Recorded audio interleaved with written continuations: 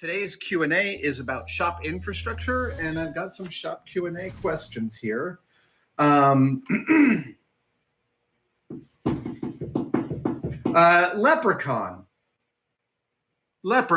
with a KH, where you would expect a C, asks, the question of consumables and storing them has been covered extensively here, but how often do you find yourself going through and checking if things have gone bad or dried out? It doesn't seem fun to discover you need a new glue. You need a glue paint the moment you need it, just to find it being dried out.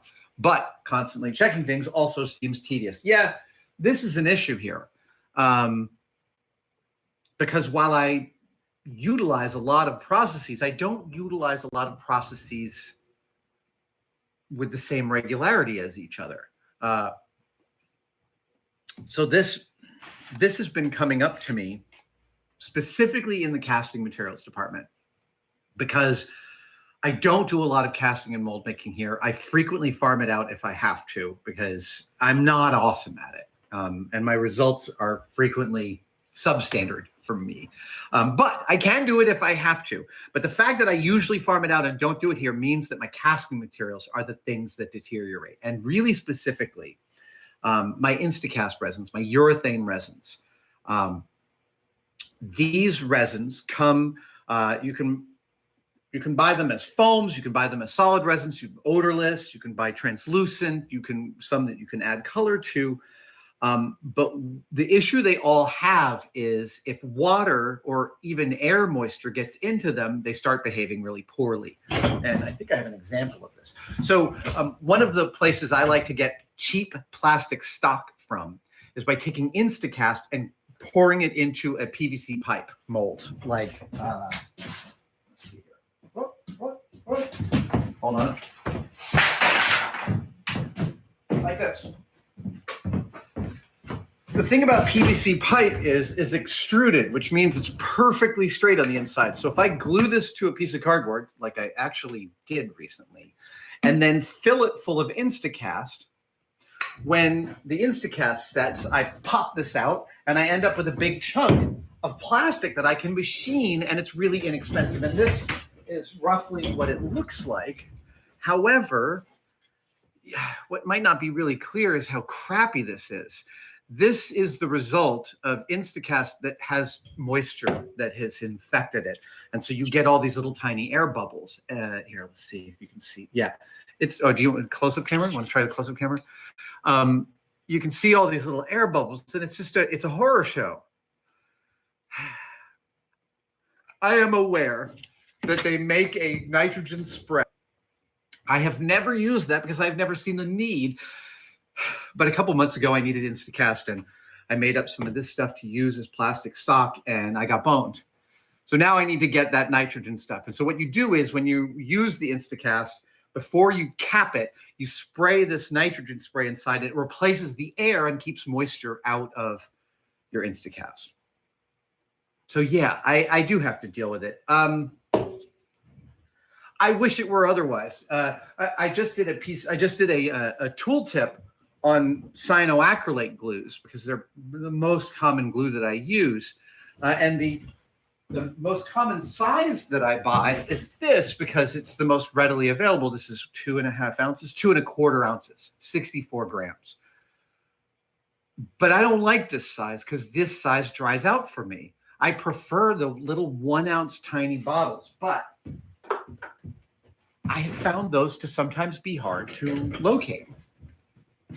It's funny because in the beginning you think, oh, wow, I can buy crazy glue in these big vats. And you don't want it in the big vats. You want it in the tiny bottles so that you don't end up letting it dry out. And cyanoacrylate glue fails, or it dries out, and it just gets a little thicker and a little harder to kick, and a little thicker and a little harder to kick, and you don't want to throw it away, but it compromises your work. And then you've got this big thing and you don't want to throw it away.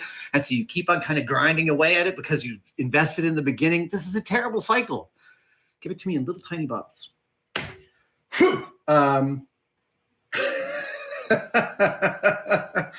Okay. Phil Poppe wants to know, how do you deal with spray paint overspray? Routinely, you just seem to mount a piece and spray away. Doesn't the overspray just get all over everything? Yep.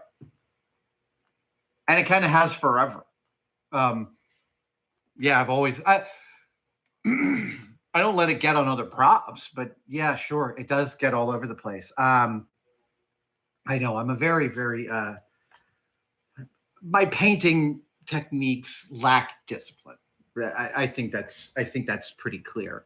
And I do get paint spray over spray, which means I get dust all over the place. So it's the dusty shop. I've recently done some dust retrieval improvements, which we haven't released those yet, right? I've done some dust retrieval modifications here in the cave and some improvements, and the dust has gotten better. But for paint spray over spray, yeah, it's always going to happen. The difficulty, I would love a little spray booth, but the permitting for spray booths is a freaking nightmare. So it's a whole thing. I'm just be happy that I'm wearing a mask every time I spray now. We're going in increments. Overspray, I'm just, someday I might have a shop that actually has a dedicated spray booth. Nothing would make me happier. Just a little 5 by 5 foot space in the corner of the shop where I can go and I can know that it's going to be sacrosanct. I can spray it down with a spritz bottle and let the dust all settle before doing some kind of beautiful candy coat on something like R2D2. Yeah, I want that, but I don't currently have it. So I have to work with what I've got. Christopher Amrich asks a great question. When setting up a small workshop, any ideas about how to use the vertical space more effectively? I love this because one of my guiding life axioms is there is always more space on the z-axis for storage if you're paying attention. The z-axis is, of course, up and down. And as you can see behind me, I'm making great gangbuster use of the z-axis. And I still have pockets in this shop where I can see room for me to expand into the z-axis. My advice is, I don't have any like broad pieces of advice that everyone can follow because every shop is totally unique and everybody's work process is also totally unique. But my advice would be to watch and monitor your work process to make sure that the spaces you're making in your shop reflect the utility of what you put in those spaces. And by that, I mean the stuff that goes on the highest shelf ought to be the stuff you need the least. The next shelf down should be the stuff you use a little bit more than that. And the shelf in which you can just walk up and grab something, that's the shelf that should have the stuff you use all the time. That's how I do it. That's what I do. I'm always looking around and seeing, is this accessible to me in a way that is useful to me? And there are times, look, I get totally enamored of like a new tool or a new process, and I'll build a rack for it and I'll put it right central in the shop, and then I won't touch it for 2 whole years. So it requires a kind of repetitive monitoring of your process. And do my sanding discs really need to be that accessible? I only use them every 2 months. Maybe I should put the sanding disc behind that thing and I'll put something else where that is. So yeah, I think my advice is the z-axis, your vertical axis, is one of the most important ones for storage in a shop. And I see lots of shops and makerspaces where there's like nothing in the shop above the 32-inch mark, which is the height of all the workbenches. And the fact is, you have so much room up there, but you've got to use it wisely. Don't just buy 12-inch deep shelves and go all the way to the ceiling, because you put stuff behind stuff and you're effectively, when you put something on a shelf that's behind another thing, you're effectively throwing it away. So yeah, my other advice is make your shelves shallower. Make them purpose-built for one thing at a time. So all of my shelves here are like 10 inches deep, and that's because that's what I determine gives me the maximal amount of like shelf space for the thing I'm putting on, but not enough to put something behind it. George Farren wants to know, have you figured out a good system for storing / organizing cables? I have so many boxes in my life that go back 3 decades of cables. I believe somewhere in storage, I have a box of SCSI cables from the early line of PowerBooks, those big freaking square SCSI cables with like the 35 contact points. I do have a cable storage system. It is not here because I don't do a lot of AV stuff in here. My cable storage system is tested cable storage system. When I need stuff, we pull it out of the tested stock. But at home, I did a thing which I really like, and I don't have a picture to show you of this right now. I wish I did.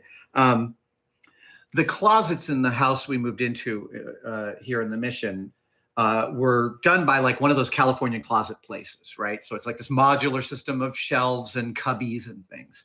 And there are these 6 cubbies that were all the exact same size in my office closet.